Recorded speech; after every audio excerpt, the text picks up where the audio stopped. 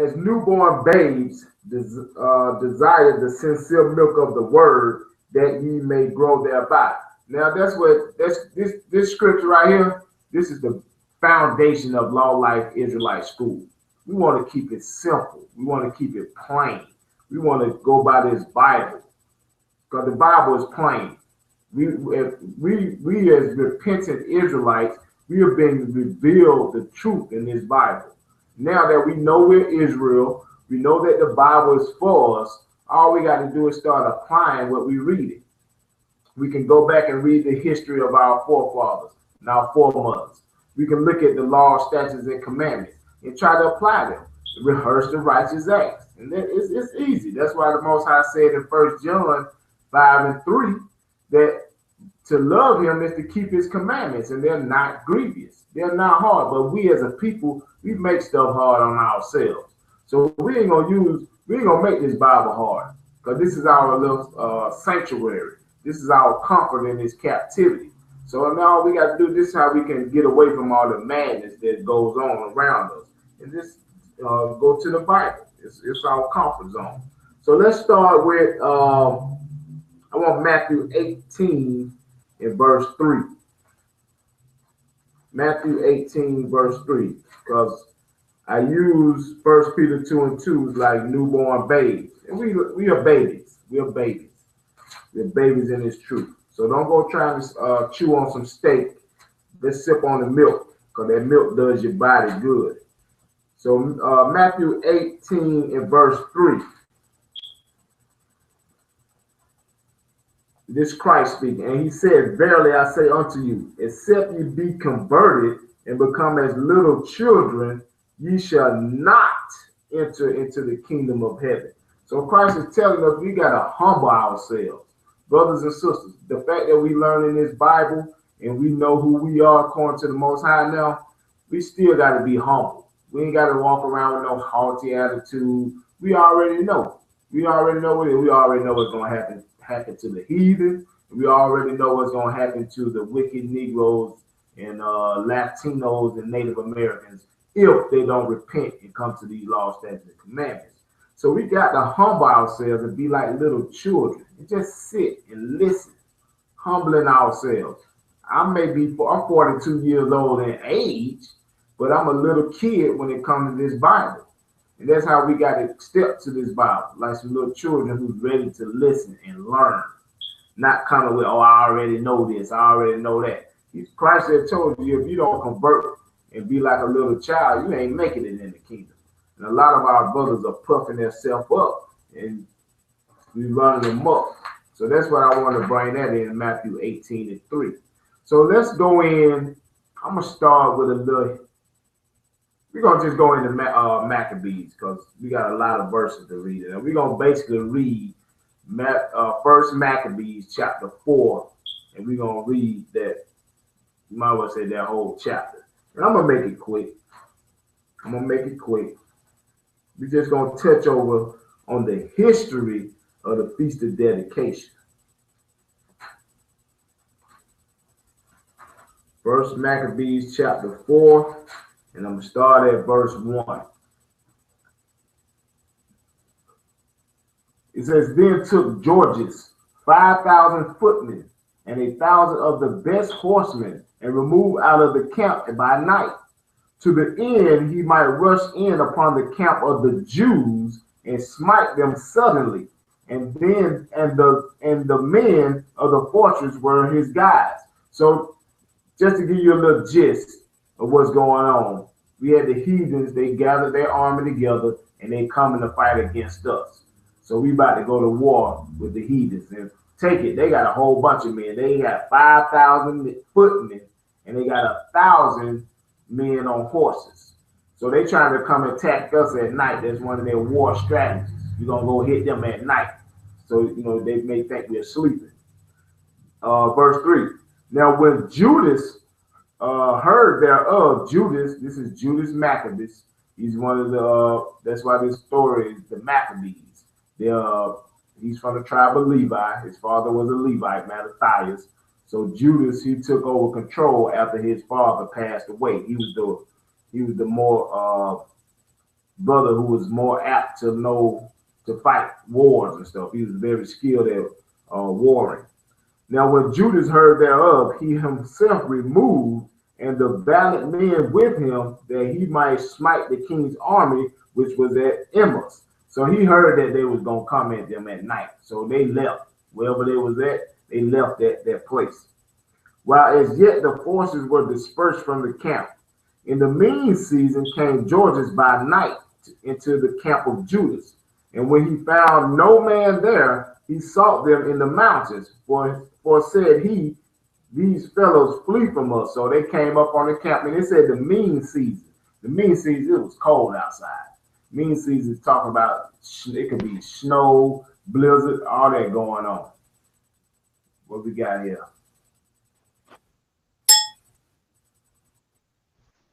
Okay, all praise shalom, brother. Shalom, brother. We in First Maccabees chapter 4, and we're currently at verse 5, and I'm going over the history of the Feast of Dedication.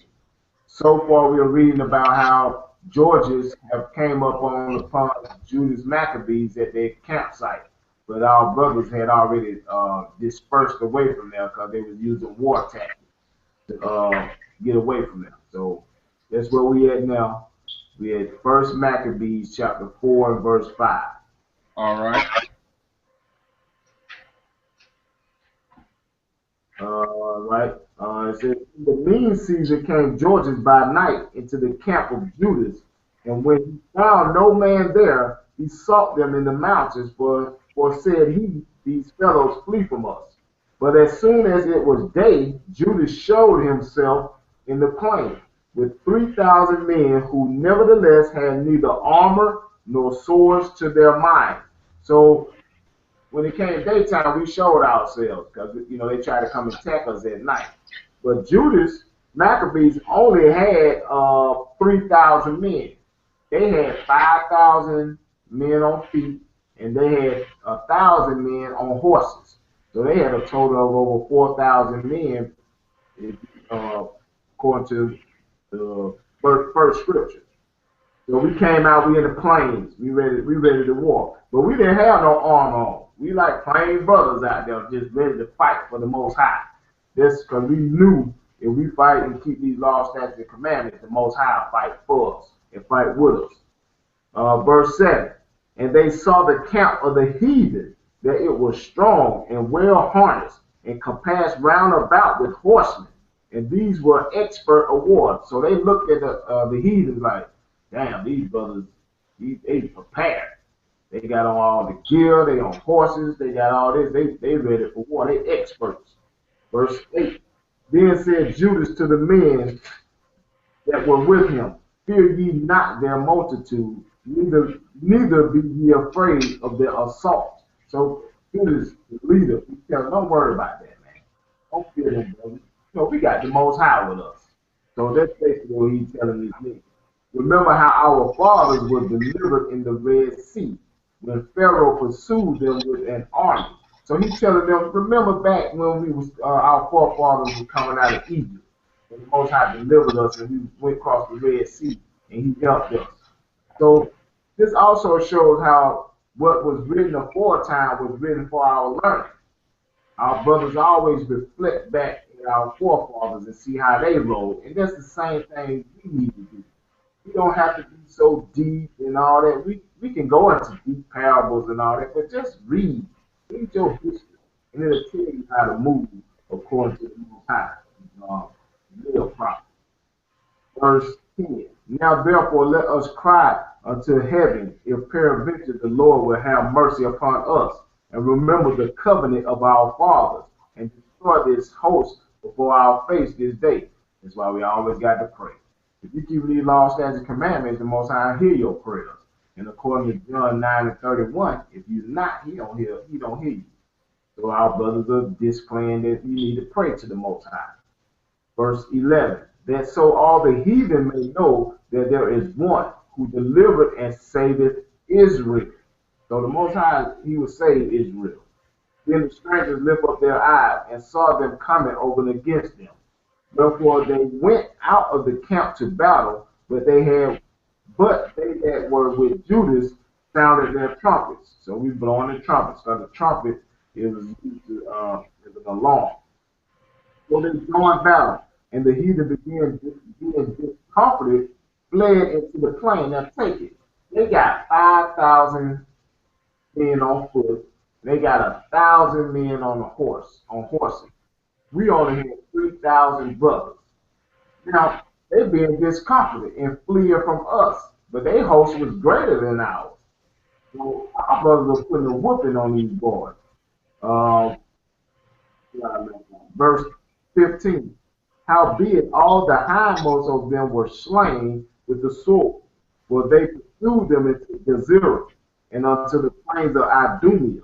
Idumea, we'll go into that later, but Idumea, that's the land with Esau, Azotus, and Jamina.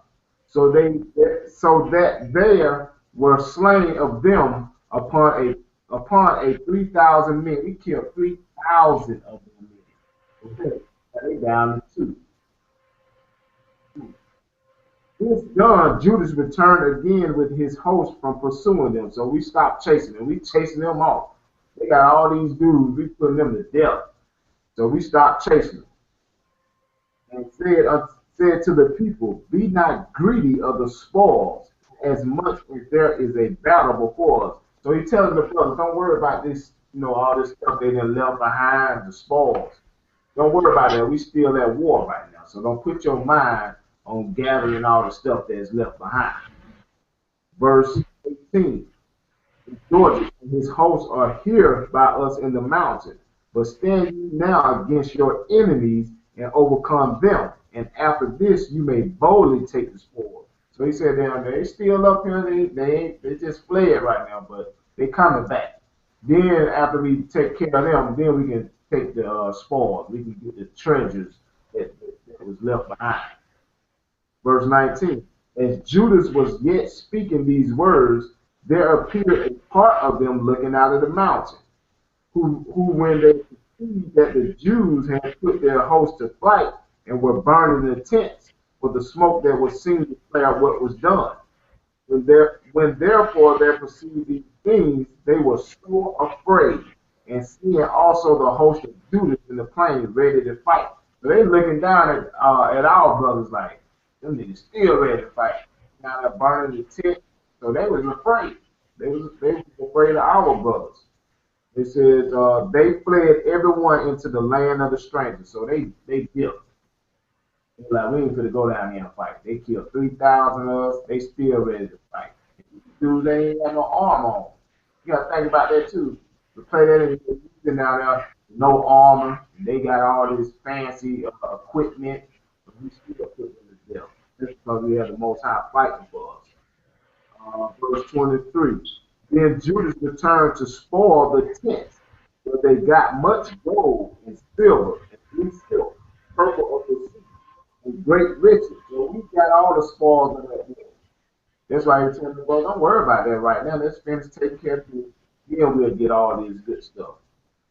Verse 24. After this, they went home and sung a song of thanksgiving and praised the Lord in heaven because it was good, because his mercy endured forever. So that's what we have to do also. The fact that we done repented, man, Most High been taking us out of a lot of wickedness. I must have been dead by it. Most High has that mercy that endured forever, giving us these laws, statutes, and commandments and bringing it back to remembrance. Sometimes we got that's just Thanksgiving. But it says right there in 24, songs of thanksgiving. Not about no damn turkey and dressing and all that crap and pilgrims. Thanksgiving, we got to get the Most High that Thanksgiving for his mercy that he show upon us. Verse 25. Thus Israel had a great deliverance that day. Now all the strangers that had escaped came and told Lysias what had happened. So those who fled, they went back to this guy Lysias. He was one of the generals of Alexander who had control over certain areas now. So they went back and told him what had happened. When he heard thereof was confounded and discouraged, because neither such things as he would were done unto Israel, nor such things as the king commanded him will come to pass. He was pissed because he sent George's them to come kill us, and it never happened. He wanted everything the king commanded did not happen, so he was mad. The next year, therefore following, Lysis gathered together 70,000 choice men of foot. So 70, now he got 200,000 men. 200,000 men. 70. So that's 600,000. My bad. He got 600,000 choice men of foot and 5,000 horsemen that he might subdue them. So now his army is greater than it was before. And they said, we're going to get him this time. Verse 29. So they came into Idumea and pitched their tents at Bethsura. And Judas met them with 10,000 men. Now we had 3,000 at first. Now we got 10. Today 600. Verse 30. And when he saw that mighty army, he prayed and said, blessed art thou, O Savior of Israel. When you read through this Bible, this book is only for the children of Israel. You're the only one who can call out to our Father in heaven and ask to be saved if we keep the law, statutes, commandments. Who didst quell the violence of the mighty man by the hand of thy servant David, and gavest the host of strangers into the hands of Jonathan, the son of Saul, and his army. Here you go again. You referring back to our forefather David and Jonathan, how they was out at battle, killing the Philistines and the Hamites and all that. So he reflecting back on that. Save us, protect us, let us battle and do what they did. Verse 31. I'm going to finish 30. Hands of Jonathan, the son of Saul, and his armor bearer. Shut this army in the hand of thy people, Israel, and let them become confounded in their power and horsemen. And let's put these people, let's confound this great army. They think because they got a whole bunch of numbers, they can take us. So he asking the Most High to let's conquer these people. Make them to be of no courage, and cause the boldness of their strength to fall away, and let them quake at their destruction. So the brother's praying. Let's take them out.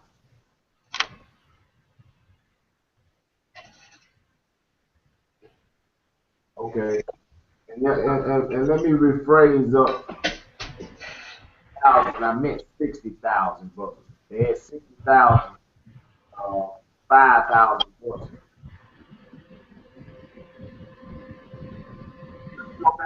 So they're praying to ask the Most High, Judas been asking the Most High to put these brothers to flight. So we can take them out. Verse 33, cast them down with the sword of them that love thee, and let all those that know thy name praise thee with thanksgiving. So they joined battle, and there was slain of the host of Lysias about 5,000 men. Even before them there were they slain.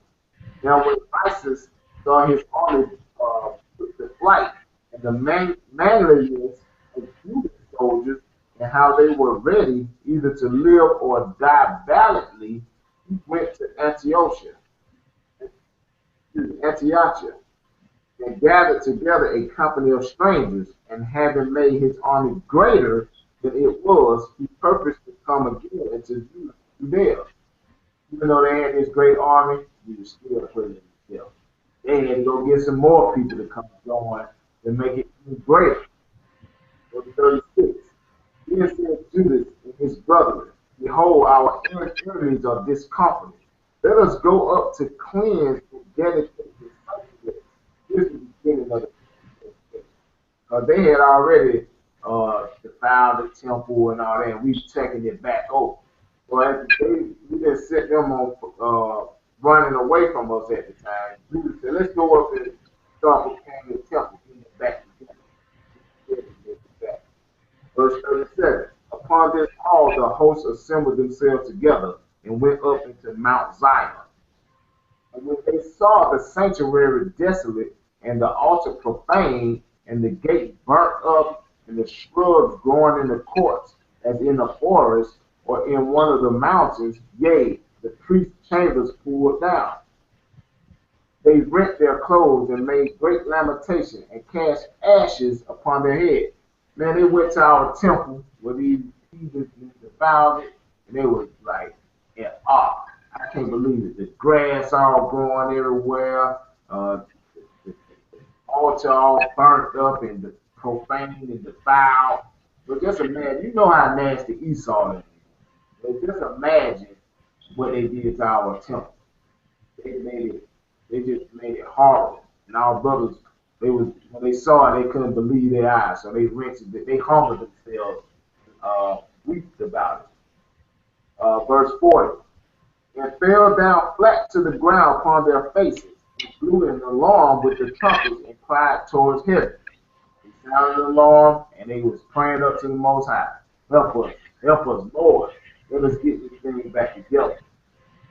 Then Judas appointed certain men to fight against those that were in the fortress until he had cleansed the sanctuary.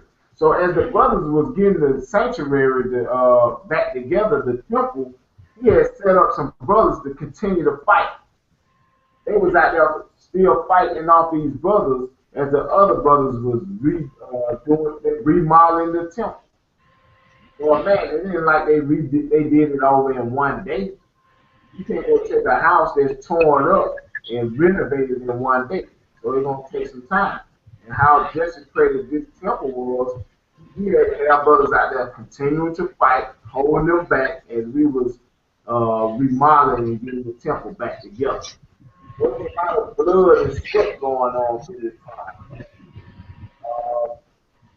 Verse 42. So he chose priests of blameless conversation, such as had pleasure in the law. He had to go get some priests that have blameless conversation. They'll be out there talking noise and they took pleasure in the law. He had to go get some righteous brothers. He cleansed the sanctuary and bare out the defiled stones into an unclean place. They had to take some of the stones up out of there. It was so defiled, so nasty, messed up. So they took it out, just like you renovate the house. You throw away the molded wall, throw away the rusty kitchen sinks or whatever may be. So these brothers, they're at work right now. Verse 44. And when as they consulted what to do with the altar of burnt offerings, which was profane, because we can go back earlier, they had cooking swine flesh on the altar. You know, we don't roll with no swine, not Israel, not the real men of Israel, people of Israel. They were like, what are we going to do about this? And when they, back in 44, and when as they consulted what to do with the altar of burnt offerings, which was profane, they thought it best to pull it down, lest it should be a reproach to them, because the heathen had defiled it. Well, wherefore they pulled it down. So they said, we don't tear it down. Can't get it. Ain't no cleaning this up. Get it up out of here. Throw it over there in an unclean place. In the dump. Verse 46. And laid up the stones in the mountain of the temple in a convenient place until there should come a prophet to show what should be done with them. Then they took whole stones according to the law and built a new altar according to the former. And these brothers were putting in work. They got it. Mind, this ain't no overnight project thing. They had to cut out some stones to even fit that in there. They didn't have no saw where you do all this cutting and have a truck come in and bring it to you. Brothers are putting in work to get this temple back together. Wow, you got brothers fighting the war. Where I left off, 46. And laid up the stones in the mountain of the temple in a convenient place until there came a prophet to show what should be done with them. Then they took whole stones according to the law and built a new altar according to the former, and made up the sanctuary and the things that were within the temple, the hollow pit. They made also new holy vessels. And into the temple they brought the candlestick, the menorah, the seven branch menorah, and the altar of burnt offering and of incense and the table. And upon the altar they burnt incense, and the lamps that were upon the candlestick they lighted, that they might give light to the temple. So even right here, verse 50, it says, and upon the altar they burnt incense, and the lamps that were upon the candlestick they lighted, that they give light to the temple. That's why I said earlier, they our honor for the festival of lights. They tell this story, you can Google it. They tell this story where it was a miracle because there was no oil. The lights burned for like 8 days straight. But right here, they ain't say nothing about lacking no oil for the candlestick to burn. They lit it and it brought light. That was your lamp you had back then with no light bulb. Okay? Verse 51. Furthermore, they set the loaves upon the table, and spread out the veils, and finished all the works which they had begun to make. Now on the 5 and 20th day of the ninth month, which is called the month Caslu, in the 148th year, they rose up the betimes in the morning. So here it's coming in the day when they about to finish it up. Offer sacrifices according to the law on the new altar of the burnt offerings. So they got the sanctuary back up and running. Now they doing sacrifices on it, burnt offerings. Look at what time and what day the heathen that profaned it. And that was it dedicated with songs, instruments, and harps and silver. But when the heathen had profaned the temple, same time we cleansed. It was like they tore it up and let me go back to verse 52. Now on the 5 and 20th day of the ninth month, it's called the month Caslu, the 148th year, it rose up betimes in the morning. So that same date when the heathen had took our temple and profaned, same time that we cleansed it back up and was rededicated. And let's jump back to verse 54, because that's what it says. And look at what time and what day the heathen had profaned, even indeed, that was it dedicated with songs and cisterns and harps and cymbals. So they are now celebrating. They having a good time. They playing music. Everything looking nice. They got new vessels. They got a new table. Man, I can just imagine how beautiful that temple was looking at. Especially, you know how you clean, just like when you renovate a house. You show the before picture and you see the after picture. Like, man, I can't believe that's how this thing used to look. It looked like a mansion. Verse 55. Then all the people fell upon their faces, worshiping and praising the God of heaven who had given them good success. Give thanks to the Most High. The Most High gave them good success. He did it, did it that right. And so they kept the dedication of the altar 8 days. That's why the dedication lasts for 8 days. And so they kept the dedication of the altar 8 days. And offered burnt offerings with gladness, and sacrifice and deliverance and praise. They were doing the order of what was going on that's supposed to be going on in the temple. Verse 57. They decked also the forefront of the temple with crowns of gold and with shields, and the gates and the chambers they renewed and hanged doors upon them. They put up new doors. Got golden crowns set up there. They just decorated the front entrance of the thing. I bet you look immaculate. Gold pretty crowns. They got these shields up. Verse 58. Thus was there a very great gladness among the people, was that the reproach of the heathen was put away, cleansed up. Our people were greatly happy. So,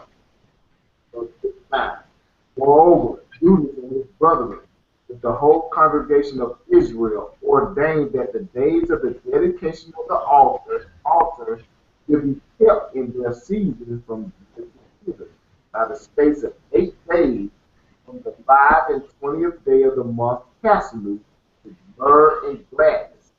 So this we're in the 9th month. It's gonna be more or less in the calm to show you what month we now the dedication starts on the 16th. That's considered this time right here. 5/20th day of the month Caslu. We have to do this year by year. That's why we keep going glad. I'm gonna just read it on out. Verse 6. At that time also they builded up the Mount Zion with high walls round about. These Gentiles could come and build it down as they had done before. So we had protected, we built up our walls higher and stronger so the Gentiles can't come back in and do what they did once before. That was praying our city, kill our people. Verse 61. They that set there a garrison, and they set there a garrison to keep it, and fortified their store to preserve it, that the people might have a defense against Idumea. Idumea. Let's see what Idumea is.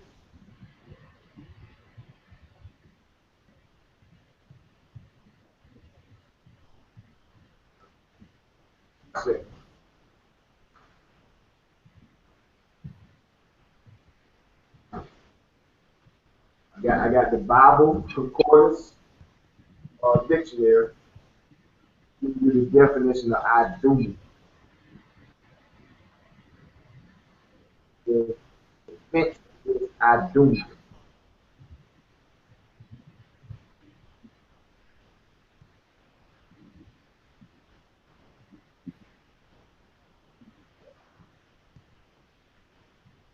Idumea, pertaining to Edom, according to Genesis, Esau name was changed. Greek and Roman name for Edom, for Idumea. Word Edom.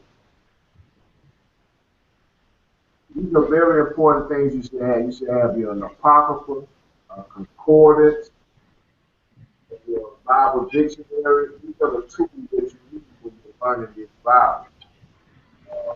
First of these things, Edom, Edomites, the nation of its people who were the descendants of Esau. We all know who Esau is, right? So-called white man. It's what Idumea is. Idumea is the Greek and Roman name for Edom. So he had to put up a defense against these damn wicked Edomites. Caucasians we call today. So this is the Feast of Dedication. Let's go to John chapter 10, verse 22. Because all people who are in the Christian church who claim they follow Christ, and you ask them, do they call Hanukkah? Guarantee you no, because they're going to be keeping Christmas. They all follow la la la right now. Everybody ho ho ho and spending all their money for a wicked holiday. So John chapter 10, verse 22. And it was at Jerusalem, the feast of the dedication of the winter. Jesus walked in the temple in Solomon's court. Christ was at the feast of dedication, partaking in the remembrance of the sanctuary being rededicated in the winter time. So why our so-called churches who say they follow Christ, why they don't keep this high holy day? Because we've been taught by the traditions of men. We've wandered away from the understanding of this Bible. We've lost our heritage. So as us repenting and coming back, these are the things we have to teach our people. Sometimes it don't take the force of yelling at people on the streets or whatever. You got to come with a new way and a more decisive way of reaching our people, showing them that the Bible, yet showing them with our examples. So that's the feast of dedication. Now I want to touch on a little Christmas. And like I said, it all falls in the same thing. Let's go to Jeremiah chapter 1, Jeremiah 10 and 1. And I'm going to do a recorded class on this also this week. The time of the season. So I left my plantation today, and our brothers and sisters who were lost.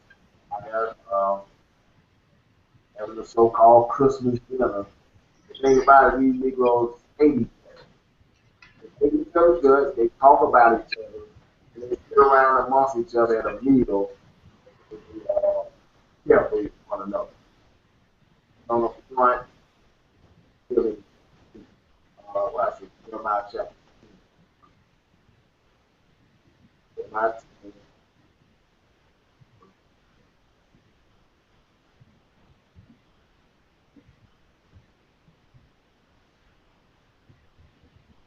Hear ye the word which the Lord speaketh unto you, O house of Israel.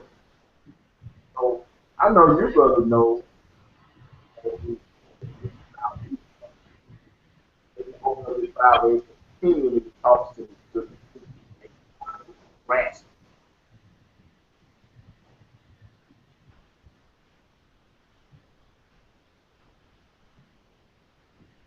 Hear ye the word which the Lord speaketh unto you, O house of Israel. Thus saith the Lord, learn not, do not dismay at the signs of heaven, for the heathens are dismayed at it. The most I can tell you, don't be worried about people all into astrology, horoscope, worshiping the sun and all this idolatry. He tells, don't you be dismayed and all that. Don't be hard out. That's what they are. Hard. Because verse 3, for the customs of the people are vain. Vain, they are lies. For one cutteth a tree out of the forest, work of the hands of the workmen. You know, it's the act. So, when they do at Christmas time, going to the forest, cutting down a tree, bring it to a parking lot near you, set up shop. They deck it with silver and with gold. Of course, that song, famous silver and gold song. See the trinkets wrap around the tree, silver and gold. They fasten it with nails and with hammers that it move not. Today we got a tree stand. Then they had to nail it down. Verse 5. They are upright as the palm tree, but speak not. They must be born because they cannot go. So it used to be the palm tree because this is a Babylonian custom. It's really with reverence to the emperor. So if you read this to your people, they know what custom is. What only custom and tradition is done where they cut down a tree, decorate it, have it posted the ground. Custom is really simple, but our people are overlooked at. Most I tell us not to follow that stuff. They tell us to do nothing. It's all about family. Now, like get together with your family and keep the people dedicated. But they got the 12, what is the thing? 12 days of Christmas. The Negroes only celebrate one day. What happened to the other 11 days? Saving up the money so you can go broke. So that's what I want to touch on Christmas and take it. This is in Jeremiah chapter 10, before Christ was even born. Well, how you gonna say this is Christ's birthday? You celebrate. Christ wasn't even Jeremiah. That same history we just read about Christmas, so-called birth of Christ. Let's go let's go to Luke chapter 2.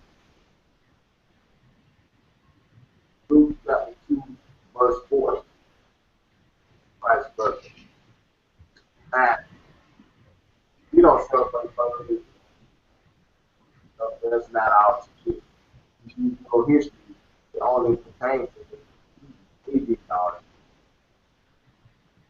that. Luke chapter 2, verse 40, about Christ. And the child grew and got strong in spirit with wisdom, and the grace of God was upon him. Christ was going, he was learning these laws, and of course his mom and father was, so he excelled in doing it. Christ said he do it with strong in spirit, filled with wisdom. The grace of God was upon him. Now, his parents went to Jerusalem every year at the Passover. You go keep the Passover. You're a follower of Christ. Wow, people don't keep Passover. Christ did. Verse 42. When he was 12 years old, and when he was 12, he turned 12 years old, they went up to Jerusalem after the custom. When he turned 12, they went up to the people. So they accounted when he was 12 years old, and at that time they went to the feast. It was the Passover. Falls late March, early April, month of Abib, which is our New Year. So people are lost, man. Lost in the sauce. But we got to be long suffering, got to be compassionate. Go to Isaiah 51. Also, you don't have to always cut them and all that. At the same time, so it's not for this.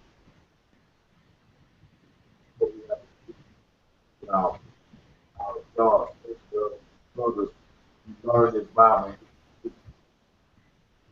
Isaiah 15.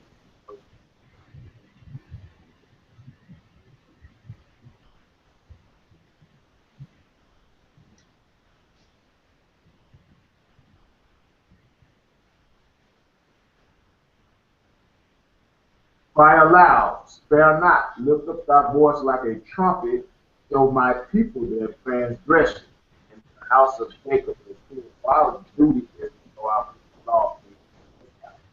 You got to show them that. Sometimes it's going to take the Lord. Sometimes you can't spare a foot. But they feel up there, you got to let them know. So that's all I had on this particular topic tonight. I just wanted to touch on the people's dedication. I got to tonight, like the crowd run of how we want to start teaching Sabbath.